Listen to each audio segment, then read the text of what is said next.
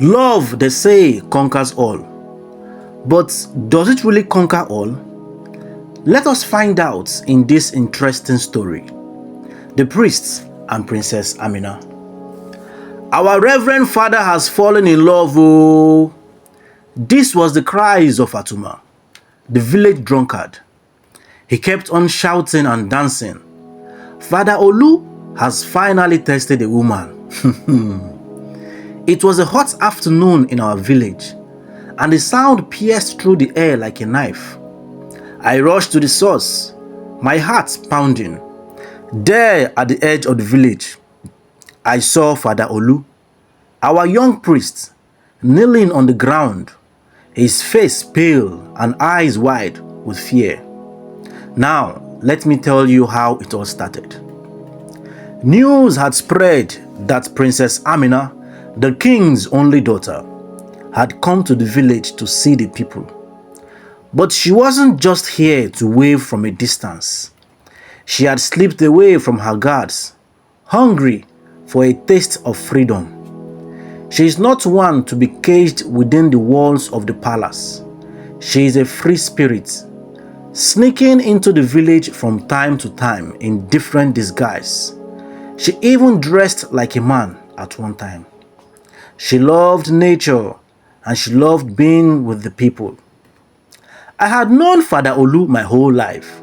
He was a kind man, always helping those in need, guiding us with gentle words. But I had never seen him like this when Princess Amina appeared before him. It was as if the sun shone brighter. Her laughter was like music, and her eyes sparkled with mischief. I watched from a distance as she approached Father Olu. At first, he stood frozen, unsure how to react to a princess standing before him. But then, with a brave smile, he offered her a simple flower he had picked from the ground. She accepted it, her laughter ringing out again. And in that moment, I knew what was happening. A bond was forming, one that was both beautiful and dangerous. Because of his faith, Father Olu, who is a priest, would try to hide his love for Princess Amina. He would see her and greet her with a straight face. But his heart will fail him, and somehow a smile will escape from his lips. Amina will tease him and tell jokes about his shyness. He liked it when she does that, and that was how gradually their love grew stronger. They couldn't stop thinking about each other. Days turned into weeks. Each time the princess visited the village, Father Olu was there, hidden among the crowds, waiting for his chance to speak to her.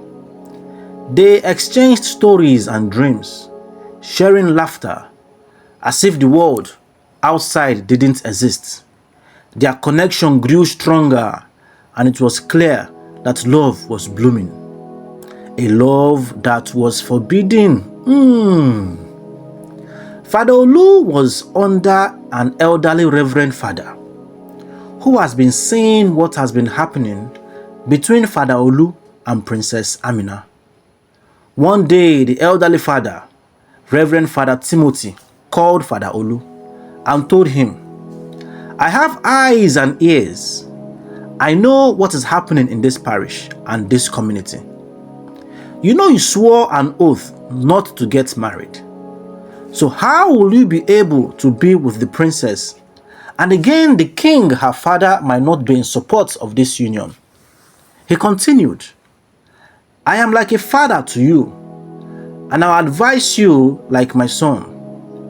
You cannot be a priest and also be with a woman. You have to choose one. And also, you have to decide how to tell the king, because I don't want problems in this parish." Father Olu was downcast because he loved and took Father Timothy like his father. Yes, he was correct after all. That night he was restless, battling with decisions. To forget about Princess Amina and face the church, or follow his heart. But he has never loved anyone like the way he loved Amina. He decided to follow his heart. His love was stronger.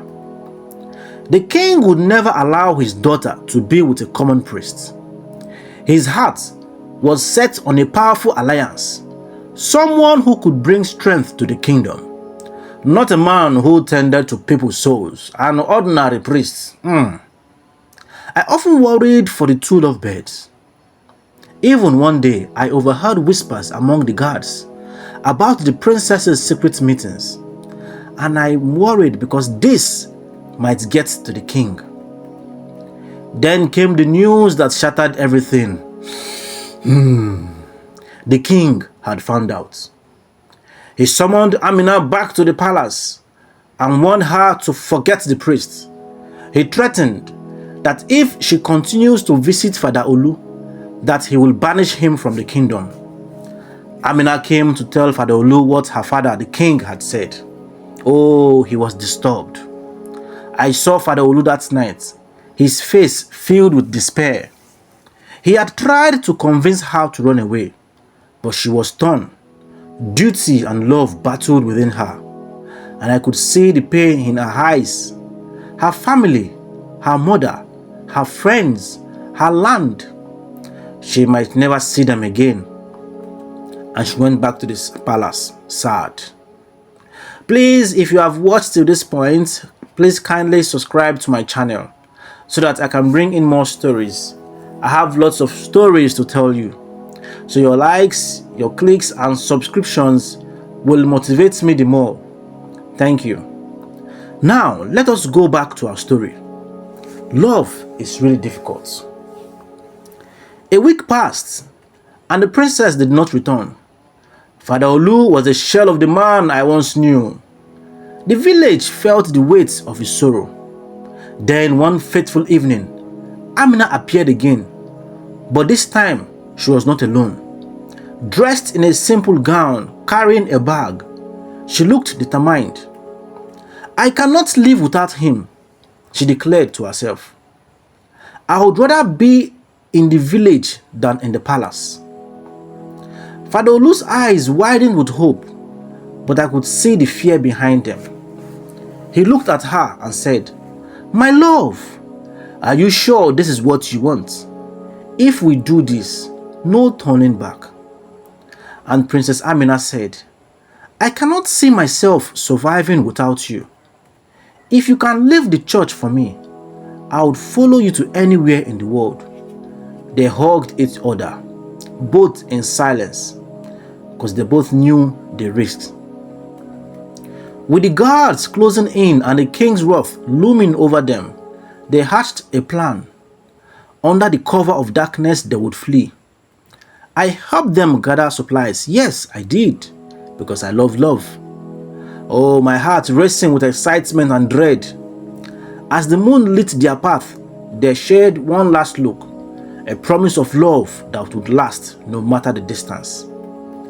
As they disappeared into the night, I felt a mix of relief and sadness. They were chasing their dreams, but I knew the world they were leaving behind would never be the same.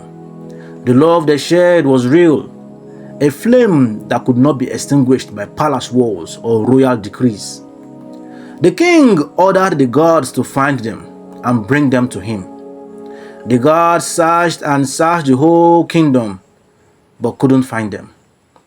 And after weeks of fruitless searches, the king decided to let them be. He then realized the power of love. Months later, whispers reached us that they had found a new home far from the kingdom, where their love could thrive without fear.